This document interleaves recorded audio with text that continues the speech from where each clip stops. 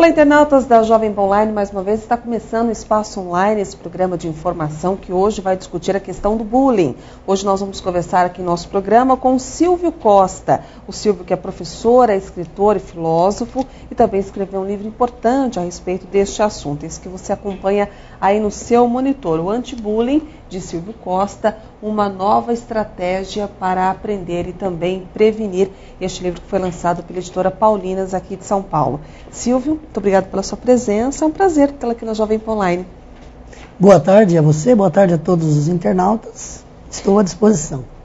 Esse livro é bastante interessante porque, além, é claro, de todos os conceitos que estão ali envolvidos, ele também digamos, autoexplicativo, ele também fornece ferramentas para que este leitor, para que essa criança, esse adolescente também possa se reconhecer e até ficar um pouco mais atento à própria questão. Queria que você aproveitasse para nos mostrar um pouco mais a respeito dos detalhes. Porque, na verdade, esse livro, ele não era um livro. Né? Ele foi feito com uma proposta de um jogo, na ideia do lúdico. Justamente, você trouxe, né? Eu trouxe o livro, está aqui, justamente por causa da minha experiência na sala de aula. E aí a editora publica livros, né? Então eu peguei a minha pesquisa e transformei num livro, então ele fala diretamente ao assunto, aos pontos, ou seja, as origens do bullying, os casos, não especificamente citando casos, mas como acontece, cyberbullying, quais são os cuidados que os pais devem ter, quais são os tipos de agentes, né, que tornam essa proporção do bullying.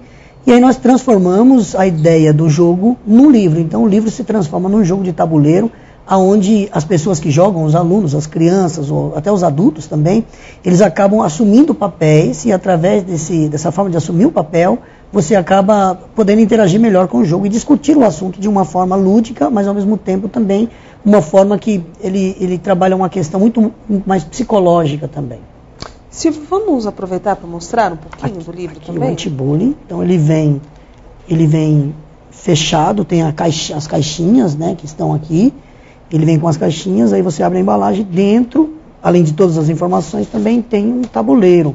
Esse tabuleiro é como um jogo de tabuleiro comum, onde os alunos vão jogar, escolher cartas, e através dessas cartas, o professor pode ser o mediador, ou pode ser até mesmo um aluno, ou pode ser o pai em casa, ou a mãe, pode ser o coordenador, e inclusive tem até consultórios também, psicopedagogos, trabalhando o livro também, né? E este jogo especificamente, ele é acompanhado por algumas cartas. Eu até gostaria que você nos mostrasse um pouquinho dessas cartas. Sim. E nos destacasse a importância delas dentro de todo esse trabalho. É porque, na verdade, o tabuleiro, né, eu vou até abrir novamente para mostrar algumas questões, porque eu não trabalho só a questão do bullying, porque eu acho que a questão do bullying está envolvida com uma série de fatores, principalmente com a atual crise na educação. Certo. Perdemos muita referência da educação, isso também em prol da tecnologia, da falta de educação, da falta da estrutura familiar. Então todo esse contexto fez a escola hoje ser um local onde muito mais acontece a violência, e o bullying surgiu, né, na história dentro das escolas. Ele acontece como assédio na parte empresarial, ele pode acontecer em qualquer lugar, mas dentro das escolas é chamado bullying. Por quê? Porque a reincidência de um fato, de um ato de violência, ou de agressão verbal, ou agressão física, tornando-se reincidente, passa a ser bullying. E dentro das escolas, 80% dos casos de bullying acontece dentro das escolas, e às vezes até fora dela também. Então eu fiz a minha ideia foi pegar a zona de debate, então ele tem uma zona de debate onde a gente discute o bullying, e ele também tem as partes onde você discute a questão escolar. Então tem cartas de escola, tem cartas que discutem sobre esporte, nós temos cartas específicas sobre bullying, explicando o que é. Nós temos cartas de leitura, que é a importância da escola, e tem cartas de alimentos também. Porque se você pensar bem hoje em dia, a questão da crise geral também envolve a questão dos alimentos, né? A má alimentação leva os alunos a serem sedentários, a se tornarem mais gordinhos, a não terem tanta saúde e disposição. E isso vai gerar casos também, acaba gerando casos de violência, acaba gerando casos de tiração de sarro. Então, tudo está envolvido dentro da escola. Eu procurei participar desses termos, e além de tudo ainda também tem uma zona de debate que entra na área de filosofia, que é a discussão ética, que eu acho que o grande problema da escola em si, o problema geral do Brasil atualmente, é uma postura ética, é uma questão ética, né? Dado aí o fator do carnaval que a gente viu, né? Um caso vergonhoso de uma falta de ética. Então ele está em todos os setores, e não só de uma criança, mas os adultos também, né, cometendo Sim. atos fora de ética, fora de uma questão moral. Então, ele trabalha todos esses conceitos para o professor poder trabalhar dentro da sala de aula, ou os pais também poder equalizar essas questões, né? É interessante porque através do jogo a própria criança, o próprio adolescente passa a se reconhecer e muitas vezes colocar uma situação que muitas vezes é constrangedora, que muitas vezes causa uma série de angústias, consegue colocar para fora justamente através de um jogo como esse, né? Sim, as cartas elas trazem, como eu disse, são várias cartas, são mais de 100 cartas. O aluno percorre uma casa e recebe uma carta. Na zona de debate, ele obrigatoriamente vai ter que sortear cartas com menos números. Então ele não vai mais de 1 a 6, ele vai de 1 a 3. Isso propõe o quê? Propõe que o aluno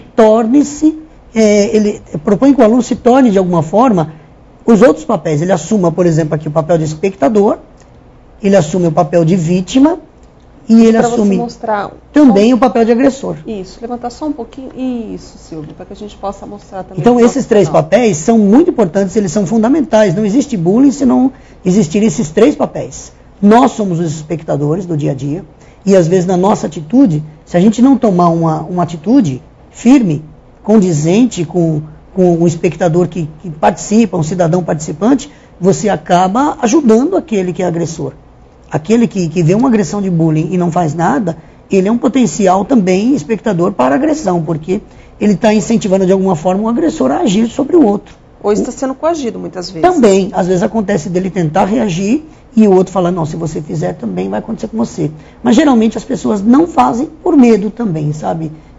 Já jogou batata quente? Uhum. É parecido com isso, né? É verdade. Se está acontecendo bullying na sala de aula, a batata vai ficar para o lado quente daquele que é o mais frágil.